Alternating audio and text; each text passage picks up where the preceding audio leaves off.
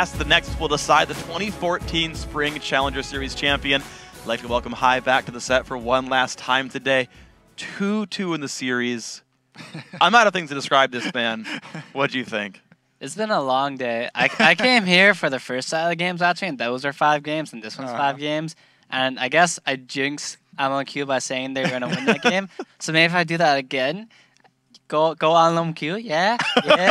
They might lose again, so then C9 can win. That'd be great. You're so emphatic about that. Yeah. You're just like, go. You guys got this, man. I can't cheer like too hard, you know. Are Otherwise, you a part of the Lomo Nation? Hi. Sometimes. Sometimes. They did call me the Lomo King, to be fair. They do? Vasily, when I was playing with him. I have a screenshot of it, actually. Wow. Yeah. You're the king. That's awesome. Hey, man, he called me the Lomo King, so I'm going to take a screenshot of that. Why would I not? I didn't know they were a monarchy, actually. I figured they were a democracy, but who knows? You were the sole leader. Congratulations. I'm the king of it, apparently. There you go. Okay, so then if you're LMQ, then if you're the king of the nation, what do you do then to fix up Game 5 here? Because they're trading back and forth, obviously. So I've seen this actually a couple times. The last time C9 played against LMQ, I think they did mirror matches mid. So one time he had Nidalee, the other time he had Oriana, and they reversed it. And he just did this again. I feel like they're either doing that to make a statement. I think Scar said that on Twitter too. So I'm kind of pulling this from him, which I thought was cool. Yeah. So like he's picking Syndra into the Nidalee, and he picked like Nidalee into Syndra, and he's basically saying a statement, hey, I'm better than you. So there was also Medjai's picked up. Now that was by the support, but it's a similar thing, kind of making a statement with that item. Yeah, I don't know if I agree with the Medjai's or the Syndra pick personally. If they're trying to make a statement, I guess they made the statement. You gotta back it up if you. Yeah, I guess they kind of got punished for that by the Medjai's they had. And they won. Yeah, well, they won that game. It was a very low kill game. I think C9 had 2 kills before the end of the game. Like they had 2 kills, went mid, aced them, and then there's 7 kills, and that's like all they had the entire game. So it was a very low kill game. Yeah, and that entire game was objective control. C9T took literally, aside from the first spawn of buffs, every single blue buff on the right side jungle and every single dragon. That was kind of the way they kept up. But now we've seen many times in a row, LMQ seem to be better at picking off champions and getting kills.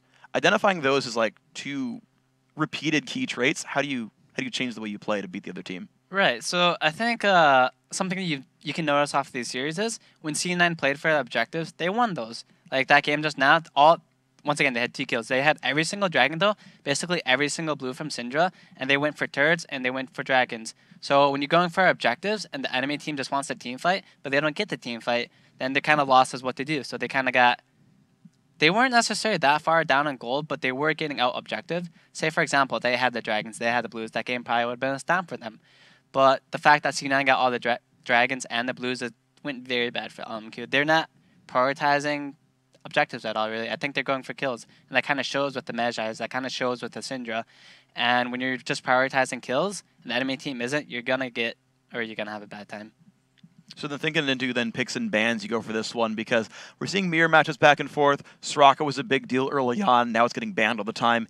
Nidalee now seems to be undefeated in this series and kind of like the marquee champion for both of these players. I feel like that has to come into consideration as well in picks. Right, so they once again banned Caitlyn, but it went better for them this time because they were blue side for 1, and for 2, they banned the second AD carry on top of that. I don't necessarily know why Vasily picked Twitch. I think it's because he likes him. I've seen him play it in solo queue where he does his Blade of the Rune King Youmuu's Rush, which is fine, but I think a better pick would have been Graveser, obviously, just because it had success earlier, and I personally think is a better champion. So they had a very good pick ban phase. They got their Nidalee to put Wei Zhao on Syndra, which I think is arguably an okay champion. So I feel like they didn't pick optimal champions, in my opinion, and they get punished for it. Yeah, I was thinking it looked like they got beat in draft phase this time around. Yeah. They had that Twitch. Twitch never got to assassinate anyone, even though he did build the Ghost Blade. Yeah. So happy about. He was set up for it. Never got to do the Blade Ghost Blade combo. The Blade combo, actually. 2 blades. Double blades, dude. Didn't kill anything. That's a lot of blades. I know. The Ghost of the Ruined King. The Ghost of the Ruined King. Just kind of a ghost of a champion. Wasn't even shown up there. So, Hai, last final question then for you. Prediction? Go C9. Yes. That's what I'm going to say. I thought you were going to go with your sabotage mode. Yeah. And go LMQ. LMQ's going to win. Yeah. let's hope that sabotages them.